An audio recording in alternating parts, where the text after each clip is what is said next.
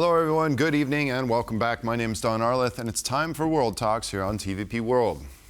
German Chancellor Frederich Merz paid a visit to Washington, D.C. to have his first face-to-face visit with U.S. President Donald Trump. While the meeting didn't feature a heated public debate or blow-up between the two leaders, there were some differences, especially when it comes to the war in Ukraine. Now joining me to discuss this meeting is former German ambassador to Poland, Rolf Nikel. Good evening, Mr. Ambassador, and thank you for joining us on World Talks. Good evening. Thank you for having me. Yes. Now, okay, so the meeting has more or less concluded. We got to see a little bit in front of the press before moving behind closed doors. I'd like to address the trade issue. I know it's not Germany's position to negotiate any trade, to try and help this tariffs thing. And I know that Chancellor Merz was very careful not to, well, harm this process.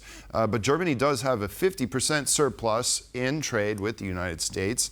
And it imports about a third less cars from the United States than it exports.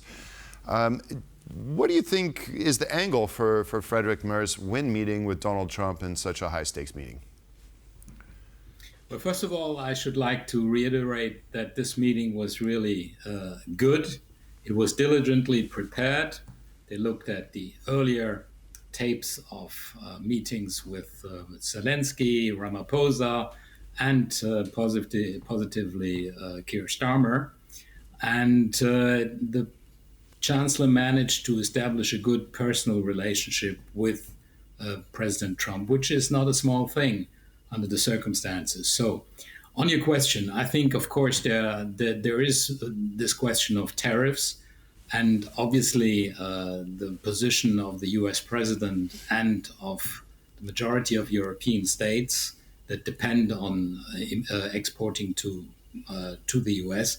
is a very difficult one, and as you said, also the negotiations on this issue on trade is a community matter. So the Commission is doing it, but of course the Chancellor has said that he would like to help and create a sort of a working group between the Chancellor's office and the White House on these issues. So yes, there's a chance that we get to some sort of result, because the high tariffs are, of course, a great impediment to the relationship, not only to Germany but also to Europe in general. And so I think it was a good way to establish that working group between the two offices, and that will help, I think, the Commission, which of course conducts the negotiations. Right. Now, to Germany's Germany's advantage with President Donald Trump, Germany is one of the biggest investors in foreign direct investment in the United States. Is it possible that this is the avenue that Frederich Merz would take with Donald Trump, potentially promising more investment? Well, I mean, there are several areas where this could work. First of all, of course, there is a lot of investment, and there could be more.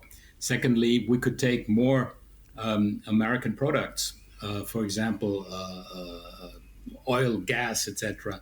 President Trump, in the discussion, praised the possibilities that exist in this domain, and I mean, there is. When we look at the trade deficit, there is a trade deficit. But when you look at services, this is the other way around. So I think one has to look at this together and try to find ways by which both parties can draw benefits from that. That can mean, for example, a drawdown in taxes and tariffs as well. We're not there yet, and the negotiation is still very difficult. We have some time, but it's difficult, and there are different ways to deal with it, both on the tariff side, but also on the trade side and the investment side. Frederich Merz has also previously said that he would like to see all those trade barriers eventually reduced to zero. Do you think that that's something that the European Union, the European community, would be in favor of? Well, of course, we are a group of 27 countries, and there are different viewpoints.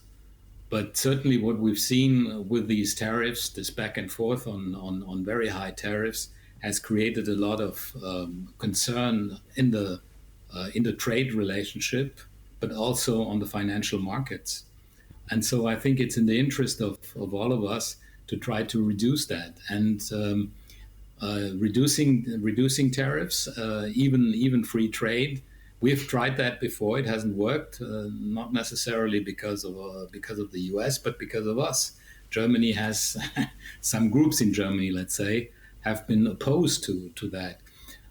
But now I think we see the consequences and what it means, and so I think we'll have to. It would make a lot of sense to work on that rather than increasing the tariffs to unknown heights.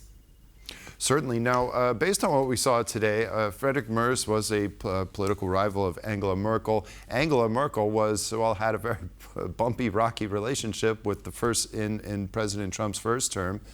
Do you think Frederich Merz can provide this somewhat reset in relations, at least the relationship with Donald Trump and his administration now for, well, he's going to, like it or not, he's going to be around for the next 4 years?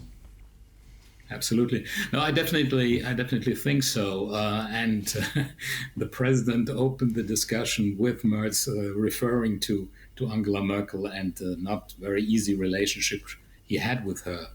No, we are now in a different ball game in the sense that Germany has decided to open up defense spending. We agree with the 5% figure. 3.5% on the defense budget, plus 1.5% on the infrastructure, which has military meaning as well. Military mobility, for example, Germany is a very important country in this respect. So I think this is a good opening, not only personally but also on the issue side. I mean, we've talked about tariffs and trade. We've talked about NATO and defense spending, and there's also Ukraine. And there, of course, there we still are not on the same page. And it was even visible in the Oval Office when the president seemed to describe the situation in Ukraine as a game between children that haven't been well educated. Merz intervened and clearly stated that one has to distinguish between the aggressor, who attacks civilians, and the Ukrainians, the defendants, who defend their country and which attack military installations. So that was I would say the only clear moment when there was a difference brought into the open in the meeting in the Oval Office. Right. Let's go to that. We have that soundbite that you mentioned, the introductory. Let's take a look at that, and then we'll move on.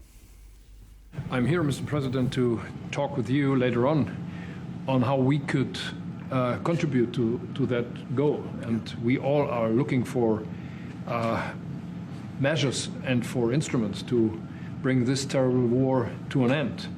And may I remind you that we are having June 6th tomorrow. This is D-Day anniversary, when the Americans once ended a war in Europe. And I think this is in your hand in specific, in ours. That was not a pleasant day for you? No, that was not a pleasant. This was not a great in day. the long run, Mr. President, this was the liberation of my country from Nazi dictatorship. That's true. So, that's true. And we know what we owe you. But this is the reason why I'm saying that America is again in a very strong position to do something on this war and ending this war. Now, we know that Frederich Merz wanted to speak with Donald Trump on this matter extensively and in private.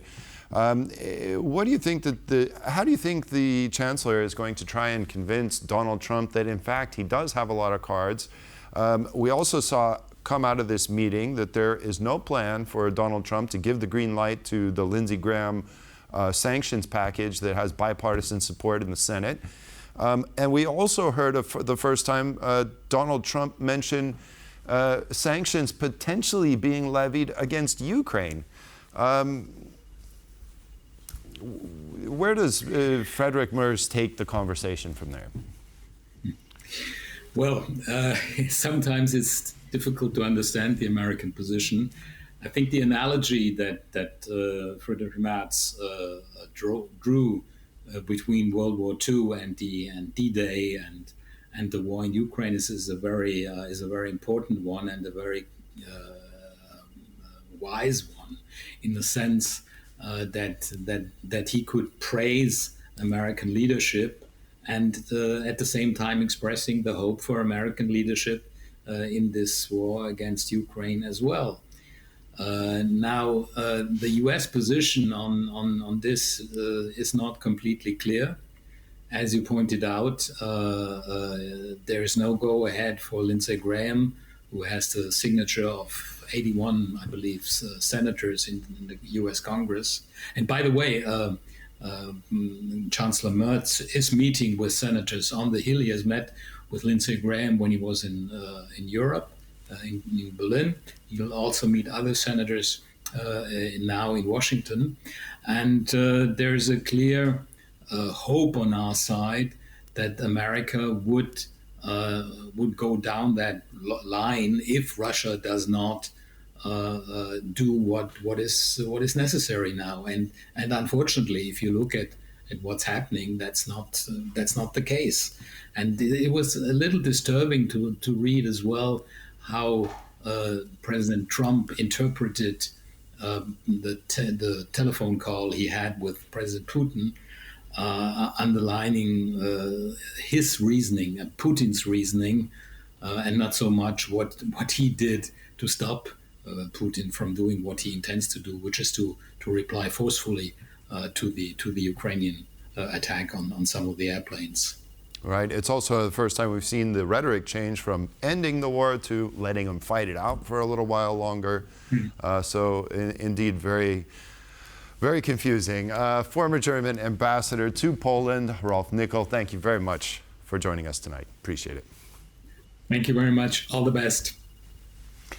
And that concludes this edition of World Talks. Thank you for joining us, and stay with us for more here on TVP World.